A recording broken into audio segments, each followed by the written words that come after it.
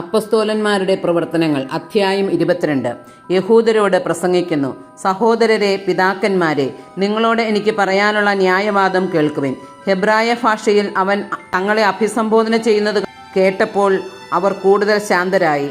അവൻ പറഞ്ഞു, ഞാൻ ഒരു യഹൂദനാണ്. കിലിക്യായിലെ താർസോസിൽ ജനിച്ചു. എങ്കിലും ഈ നഗരത്തിലാണ് ഞാൻ വളർന്നത്. ഗമാലിയേലിൻ്റെ പാദങ്ങളിലിരുന്ന് പിതാക്കന്മാരുടെ നിയമത്തിൽ നിഷ്കൃഷ്ടമായ ശിക്ഷണം ഞാൻ നേടി. ഇന്ന് നിങ്ങളെല്ലാവരും ആയിരിക്കുന്നതുപോലെ ഞാനും ദൈവത്തെക്കുറിച്ച് തീഷ്ണത നിറഞ്ഞവനായിരുന്നു.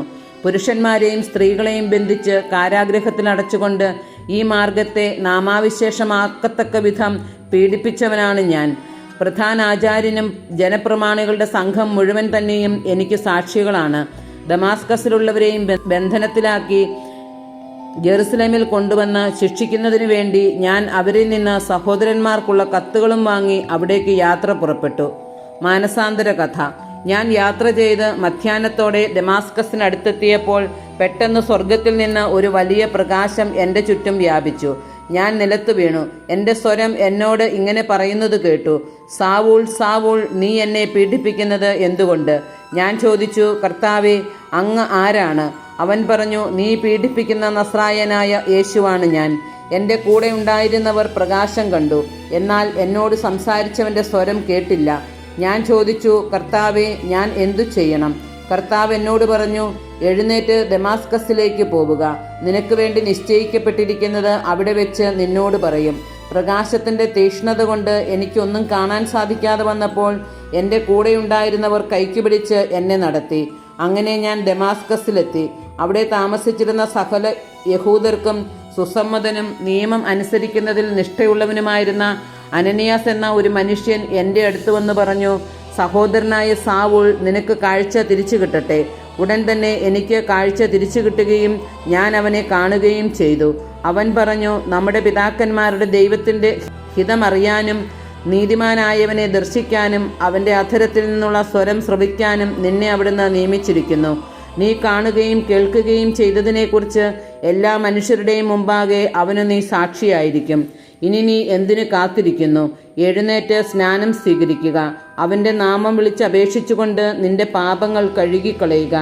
വിജാതീയരുടെ അപ്പസ്തോലൻ.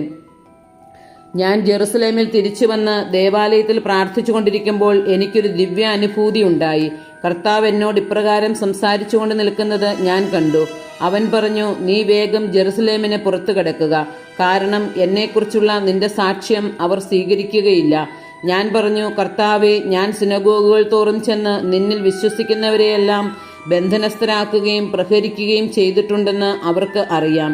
നിനക്ക് സാക്ഷ്യം നൽകിയ സ്തെഫാനോസിന്റെ രക്തം ചിന്തപ്പെട്ടപ്പോൾ ഞാനും അടുത്തുനിന്ന് അത് അംഗീകരിക്കുകയും അവൻ്റെ ഘാതകരുടെ വസ്ത്രങ്ങൾ സൂക്ഷിക്കുകയും ചെയ്തു. അപ്പോൾ അവൻ എന്നോട് പറഞ്ഞു, നീ പോവുക, അങ്ങ് ദൂരെ വിജാതീയരുടെ അടുക്കിലേക്ക് ഞാൻ നിന്നെ അയക്കും. ന്യായാസന സമക്ഷം. ഇത്രയും പറയുന്നതുവരെ അവർ അവനെ ശ്രദ്ധിച്ചു കേട്ടിരുന്നു. പിന്നെ അവർ സ്വരമുയർത്തി വിളിച്ചു പറഞ്ഞു, ഈ മനുഷ്യനെ ഭൂമിയിൽ നിന്ന് നീക്കം ചെയ്യുക. അവൻ ജീവനോടെ ഇരിക്കാൻ പാടില്ല. അവർ ആക്രോശിച്ചുകൊണ്ട് തങ്ങളുടെ മേൽവസ്ത്രങ്ങൾ കീറുകയും അന്തരീക്ഷത്തിലേക്ക് പൂഴിവാരി എറിയുകയും ചെയ്തു.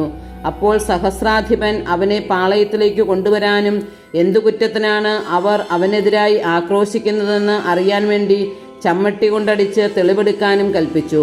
അവർ പൗലോസിനെ തോൽവാറുകൊണ്ട് ബന്ധിച്ചപ്പോൾ അടുത്തുനിന്ന ശതാധിപനോട് അവൻ ചോദിച്ചു, റോമാ പൗരനായ ഒരുവനെ വിചാരണ ചെയ്ത് കുറ്റം വിധിക്കാതെ ചമ്മട്ടി കൊണ്ടടിക്കുന്നത് നിയമാനുസൃതമാണോ? ശതാധിപൻ ഇത് കേട്ടപ്പോൾ സഹസ്രാധിപനെ സമീപിച്ച് പറഞ്ഞു, അങ്ങ് എന്താണ് ചെയ്യാനൊരുങ്ങുന്നത്? ഈ മനുഷ്യൻ റോമാ പൗരനാണല്ലോ. അപ്പോൾ സഹസ്രാധിപൻ വന്ന് അവനോട് ചോദിച്ചു, പറയൂ, നീ റോമാ പൗരനാണോ? അതേ എന്ന് അവൻ മറുപടി നൽകി. സഹസ്രാധിപൻ പറഞ്ഞു, ഞാൻ ഒരു വലിയ തുക കൊടുത്താണ് ഈ പൗരത്വം വാങ്ങിയത്. പൗലോസ് പറഞ്ഞു, എന്നാൽ ഞാൻ ജന്മനാ റോമാ പൗരനാണ്. അവനെ ചോദ്യം ചെയ്യാൻ ഒരുങ്ങിയിരുന്നവർ ഉടനെ അവിടെ നിന്ന് പിൻവാങ്ങി.